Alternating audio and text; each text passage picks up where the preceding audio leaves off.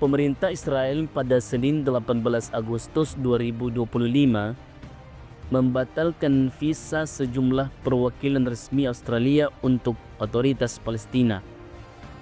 Kebijakan ini merupakan respons atas keputusan Australia yang mengakui negara Palestina serta keputusan Australia yang menolak pemberian visa kepada beberapa tokoh politik sayap kanan Israel. Menteri Luar Negeri Israel, Gideon Sa'ar, melalui platform media sosialnya mengatakan bahwa pembatalan visa tersebut dilakukan menyusul keputusan Australia yang dinilai tidak beralasan, termasuk penolakan visa terhadap Menteri Dalam Negeri Israel dan Menteri Peradilan Parlemen Israel Shimcha Rachman.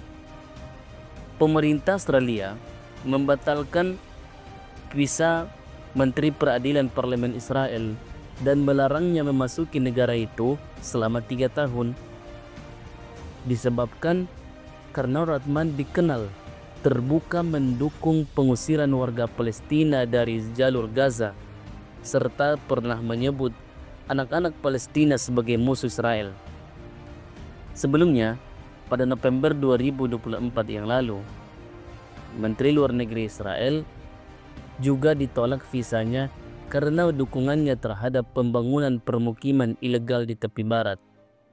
Saya juga menginstruksikan kedutaan besar Israel di Canberra untuk meninjau dengan cermat setiap permohonan visa resmi dari pemerintah Australia yang ingin masuk ke Israel, ujar Menteri Luar Negeri Israel. Langkah Israel ini langsung menuai kecaman dari Kementerian Luar Negeri Palestina.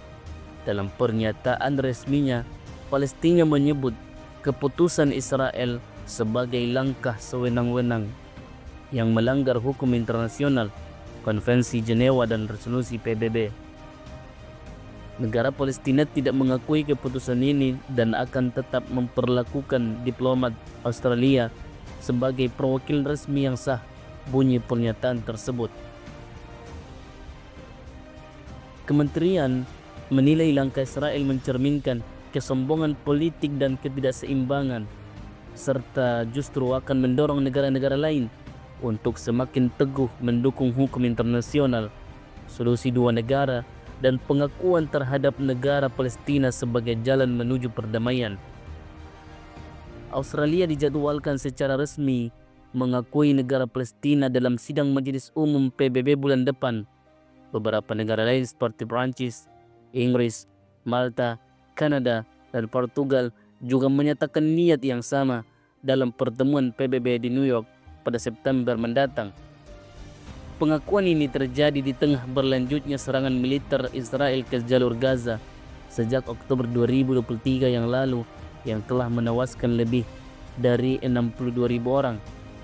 Pada November tahun lalu, Mahkamah Pidana Internasional mengeluarkan surat perintah penangkapan terhadap Perdana Menteri Israel dan mantan Menteri Pertahanan atas dugaan kejahatan perang dan kejahatan terhadap kemanusiaan. Israel saat ini juga menghadapi gugatan genosida di Mahkamah Internasional atas tindakannya dalam konflik di wilayah tersebut.